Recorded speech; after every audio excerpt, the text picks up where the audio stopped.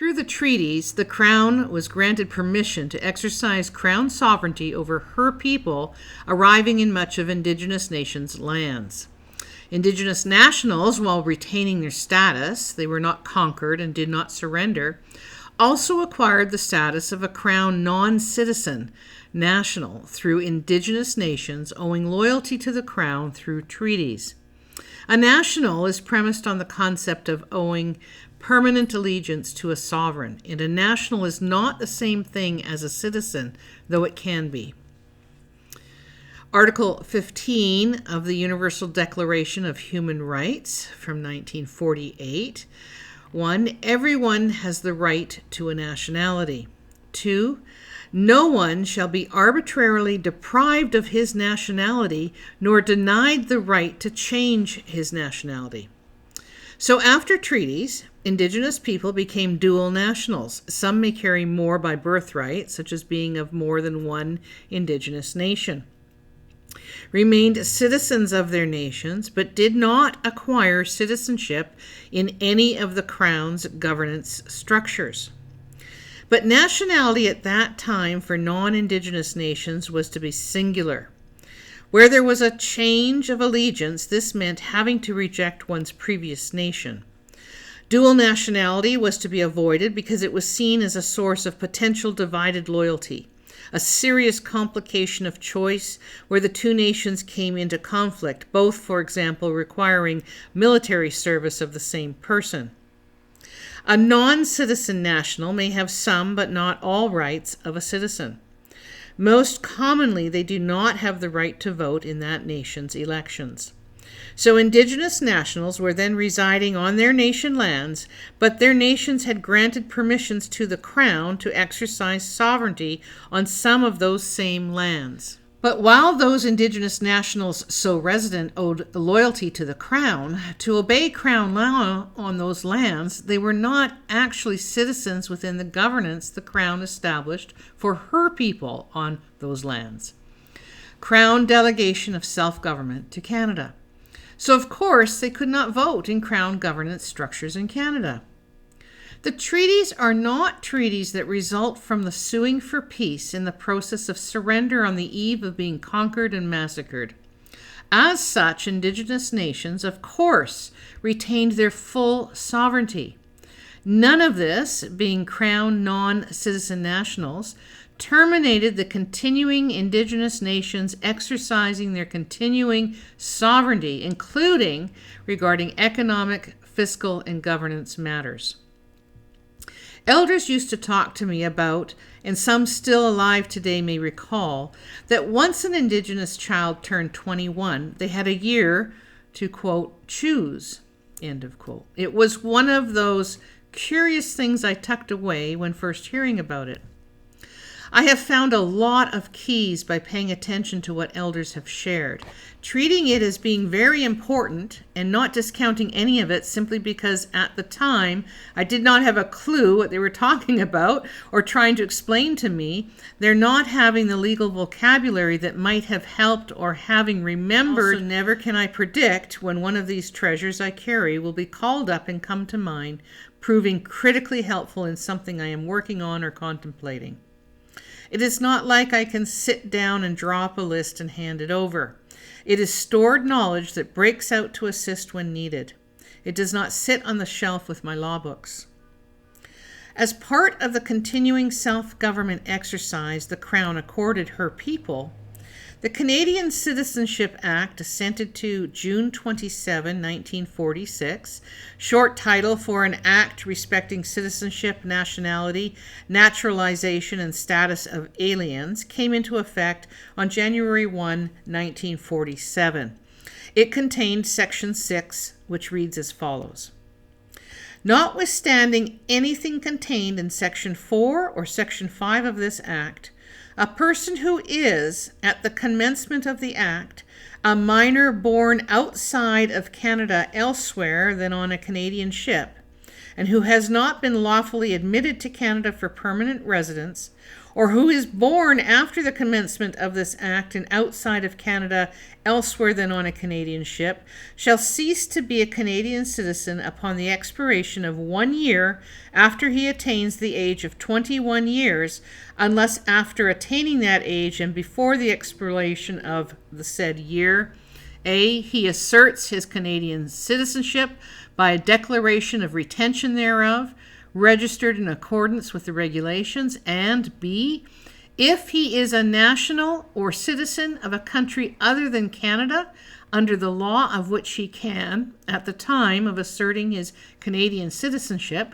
divest himself of the nationality or citizenship of that country, by making a declaration of alienage or otherwise, he divests himself of such nationality or citizenship, provided that in any special case the minister may extend the time during which any such person may assert his Canadian citizenship and divest himself of the other nationality or citizenship, in which case, upon doing so within the said time, he shall thereupon again become a Canadian citizen.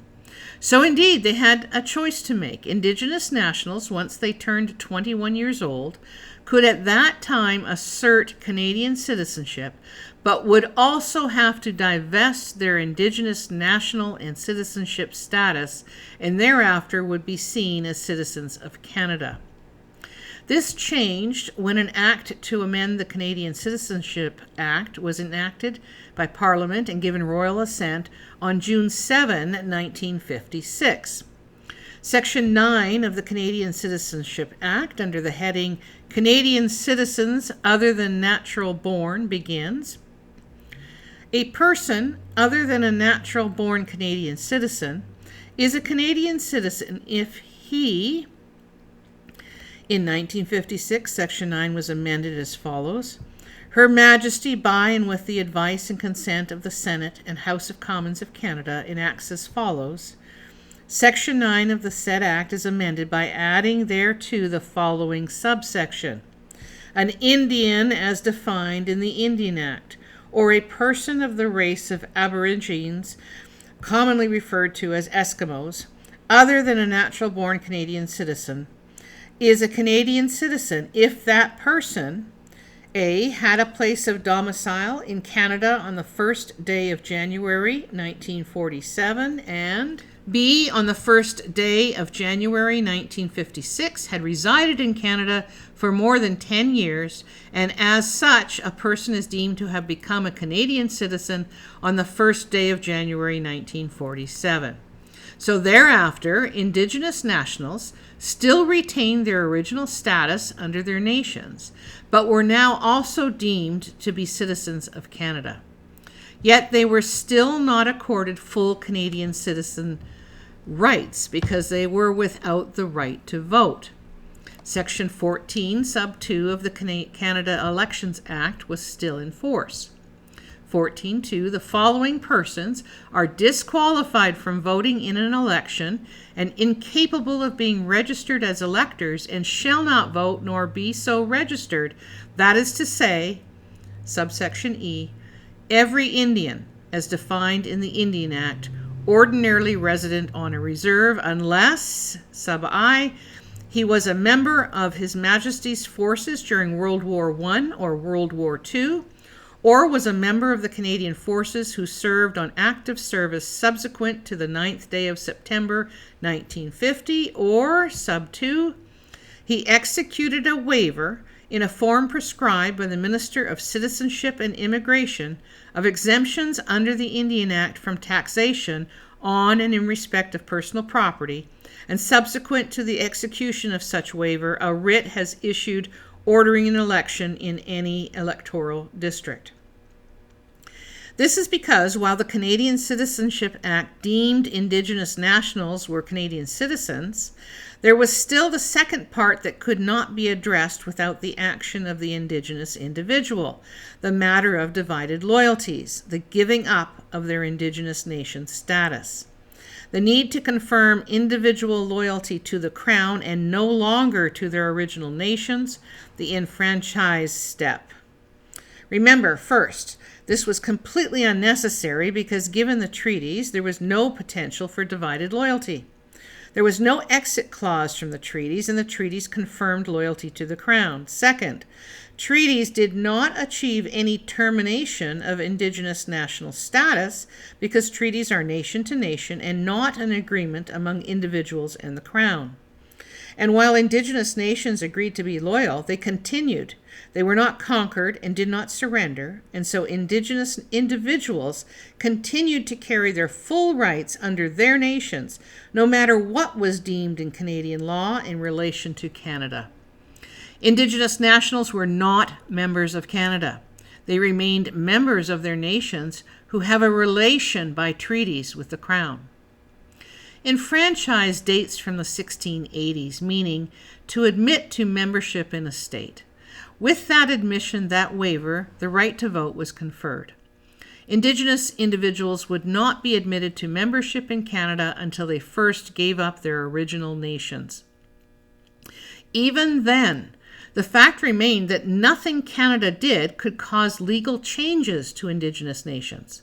So even if Canada gave a form to an Indigenous national to, quote, give up, end of quote, or waive that status, the fact remained that it is a matter for the Indigenous nations to determine the rights of their people and whether any such action would actually serve to remove them from their nations.